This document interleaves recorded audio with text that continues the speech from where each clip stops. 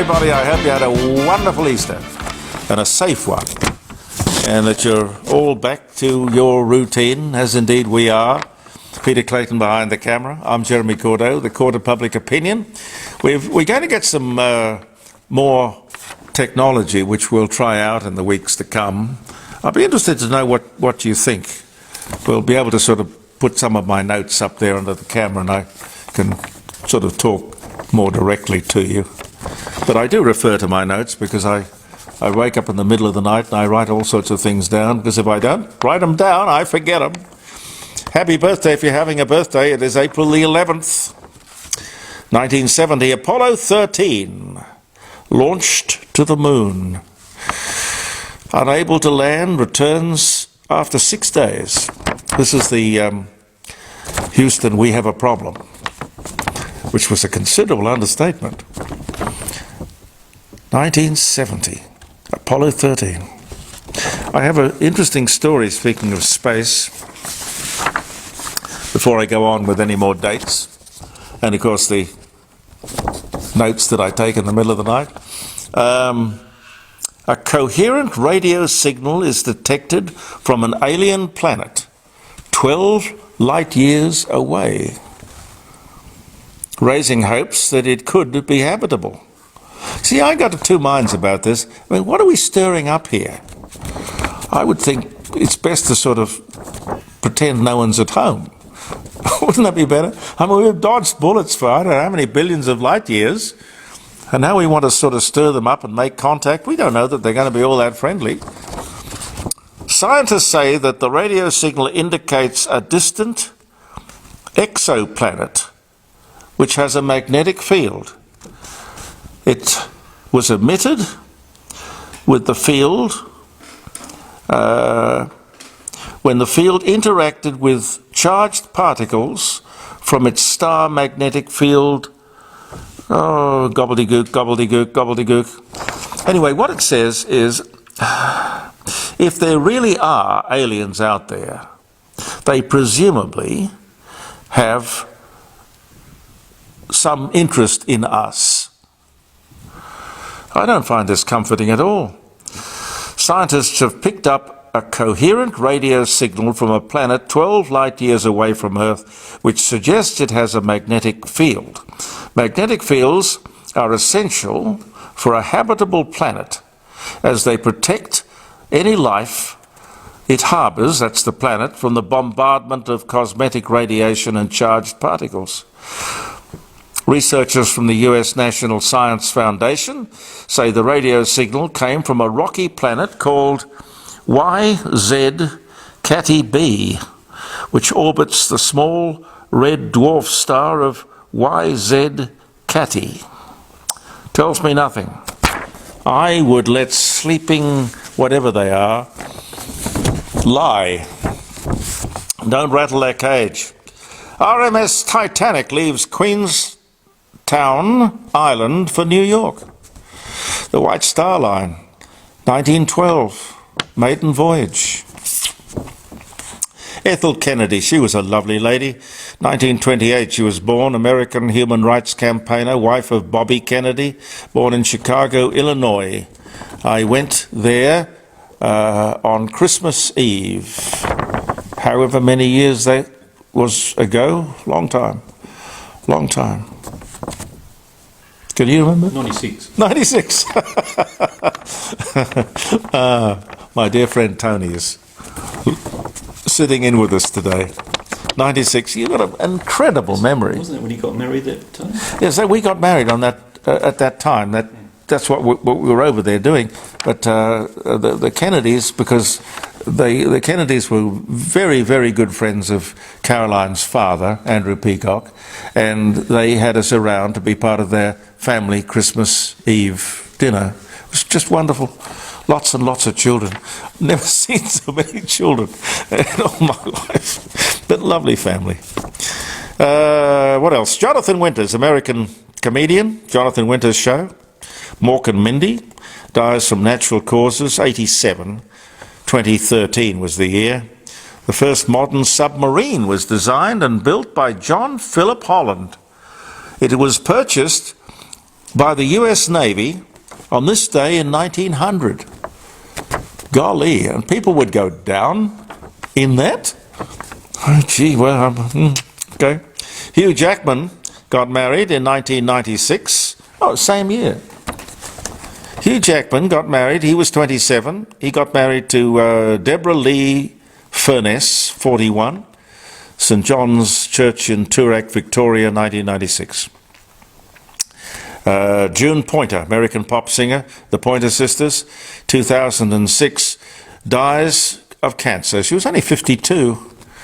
Great singer. Ronald Reagan arrives home from hospital after the Hinckley shooting. That's the one where he spoke to Nancy and said, "I forgot to duck." 1981, he comes back from hospital. Dynasty and T.J. Hooker actress Heather Lockyer, 45, divorces rock star Richie Sambora. Never heard of him. Irreconcilable differences. Well, it took them 11 years to discover that, but they went on their separate ways. Halley's Comet makes the closest approach to Earth. This trip, 63 million kilometres. But we couldn't see it through the cloud. 1986 was the year. Oh, and Jeremy Clarkson, who's been named as the sexiest man in the world. Can you believe that, Pete? Dear, oh dear. Jeremy Clarkson, the sexiest man in the world, English motoring journalist, broadcaster, and TV presenter of Top Gear and the Grand Tour, was born in 1960. Anyway, happy birthday if you're having a birthday or a wedding anniversary. Here in the Court of Public Opinion, we wish you well. And when I left you last week, just before Easter, we were talking about privatisation of our transport system here and the unscrambling of that egg, as Labor wants to do. I'm not sure we should have done it in the first place. I'm a great believer in just keeping essential services in the hands of we the people. After all, they're ours. But on privatisation, the Liberals, I think it was, when they privatised our electricity assets, sold the poles and the wires to a Chinese company, SA Power Networks, I see that, this might interest you, I see that South Australia is 4 times more profitable per household than their UK assets. So in other words, they make 4 times the profit per household here in South Australia than they do out of their entire UK operation. What a deal. What a deal. This is from Sam. Jeremy, you pointed out something interesting the other day. You said that when you were talking about Abraham Lincoln, the difference between people like Lincoln, Churchill, Roosevelt and Menzies, they understood the inspiring or the inspiration that they give people. Leading people, building up, not just tearing down. What we have at the moment, you don't seem to recognise, is a bunch of politicians, numbers people, backroom operators, advisors and apparatchiks. They're not statesmen and women. Jeremy, you can't be so naive. No, look, honestly, Sam, I don't disagree with you. I don't disagree with you. But I don't know what the hell we do about it. But speaking of naive, we swallow an awful lot of rubbish, helped along by a naive and compliant media. Some of the things that have come up I made a note of over the years. Absolute rubbish things. You remember the paralysing advance of the greatest menace to face Australia, the invasion of the Queensland cane toad. Do you remember? What happened to that? What happened? Then there was the huge, destructive menace of the crown of thorns starfish. This will be the end of the Great Barrier Reef. Well, it wasn't. It was rubbish. Now we have this trans nonsense. If you took the stories on face value, It will be the end of women's sport. Shock horror. Then if you take the time to Google it, now don't rely totally on Google, mind you, but I find it a very educative experience. Just Google it. There are 1,260 trans people in the entire country. 1,260 people, hardly enough people to invade anything, let alone women's sport. What's going on here? In the old days, we would have called it a beat-up. A beat-up. What about those running shoes? Do you remember? Sand shoes or running shoes with the laces tied together, hanging from overhead wires at nearly every intersection, in every city. Who did that? And why? All sorts of stories. I remember somebody saying that, oh, that's to tell you where they do drug deals. Really? Well, if he knew it and he was telling me, why didn't the police know it? I don't know. Then they disappear. No explanation. Drought is another one. Doom and gloom. Doom and disaster. Tim Flannery, illustrious climate scientist, announced, and it was widely covered, it will never rain again. Rubbish. The dams will never fill. No, what we need is a strong, vigilant media to jump on these things as they emerge, not promote them. Call these nonsense stories out for what they are and don't give them the oxygen and the currency and the time that they need to flourish. You might not agree with that. Here's a recent one. What is a man and what is a woman? All of the things and questions we could ask about all kinds of things, why that? What is a man and what is a woman? According to the media, it's what you want. It's what you choose. Rubbish. Our sex is determined by our chromosomes. If I'm not right, please tell me what it is determined by, but that's what I understand. And they, of course, you can't choose. End of story. This came up in New Zealand because the Prime Minister over there, New Zealand Prime Minister, was asked a question. I'm not sure of the context in which the question popped up, but he couldn't answer it. To say he made a fool of himself trying to answer it is an understatement. But not one media outlet over there carried the event, the story, never mentioned it. It's interesting. A free press, a free media, able to jump on things that need to be jumped on, and not selectively. I mentioned to you the other day the anniversary of the Rudd government signing us up to the United Nations Human Rights Treaty.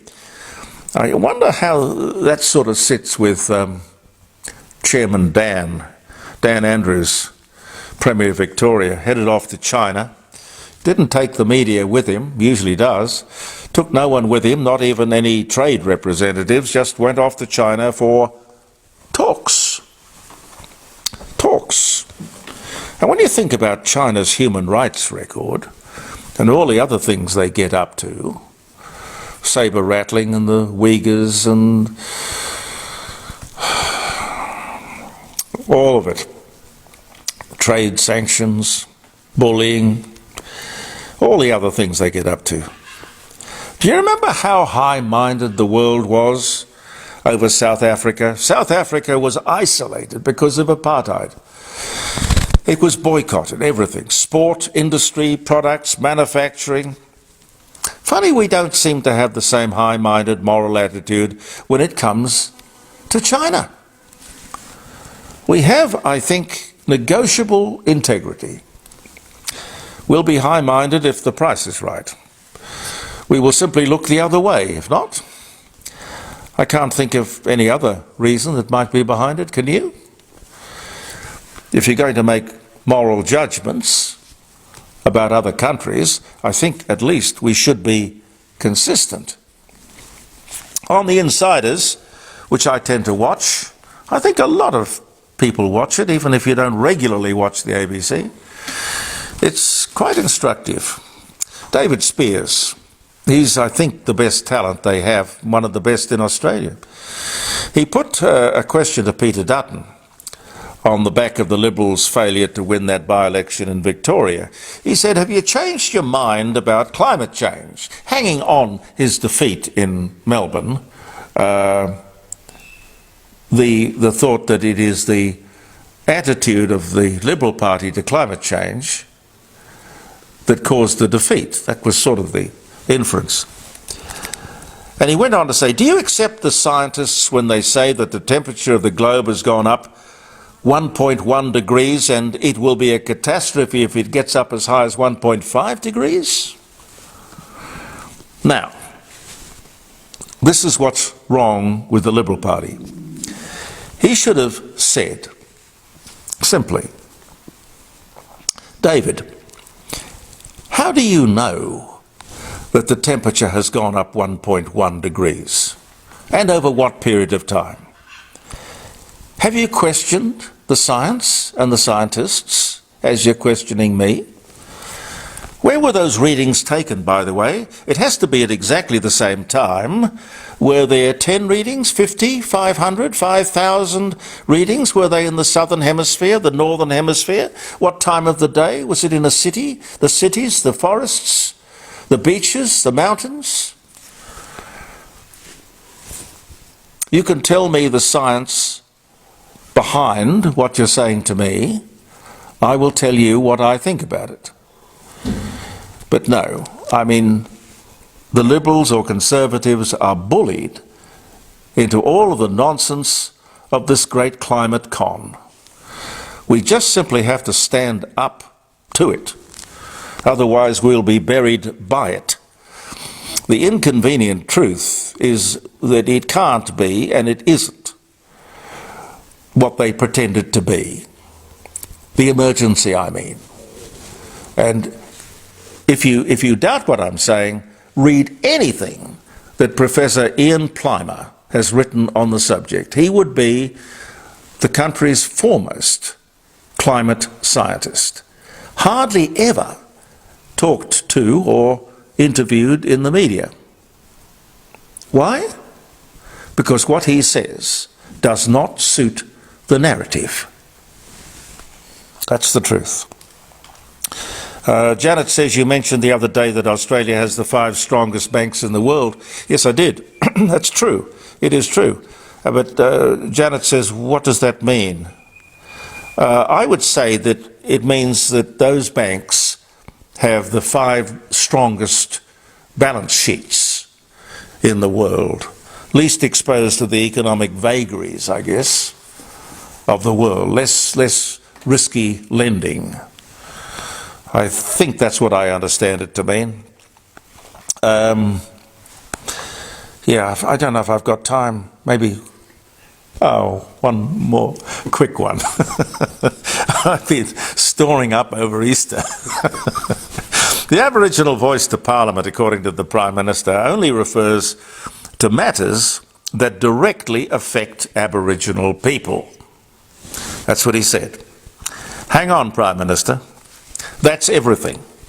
Whether it's a question of the RBA lifting the interest rates or climate change or a decision to buy new F-35 fighter jets or any defence issue you can think of, everything that Parliament talks about and decides upon affects Aboriginal people and non-Aboriginal people alike. Every decision made by Parliament affects us all. He can't be so naive, or he can't be silly enough to think that we are so naive. They're going to tie the whole place up in knots, and it won't be the Aboriginal people doing it. It will be the left-wing white activists. The whole thing is a dangerous Trojan horse, if you ask me. And just remember, the simplest and safest thing is, if you have any doubt, don't. I notice, and I'll leave you with this, Galarrwuy Yunupingu has died. He died before Easter, 74 years of age. The Prime Minister called him a great man and a great leader. Former Australian of the Year in 1978. Leader of much of the fight for Aboriginal land rights, the leader of the Northern Land Council, Order of Australia recipient, indeed a grand life, remembered for many things. Something I remember him saying was, "We all have red blood in our veins. We are all one people." Now, I really believe he was right. I believe that is right. I wish the government would start to practice that. I wish the media would start to practice that. Not everybody believes it. The media is not allowed. Now, I know this is very funny sort of logic. I'm tempted to say who says, but apparently it is said.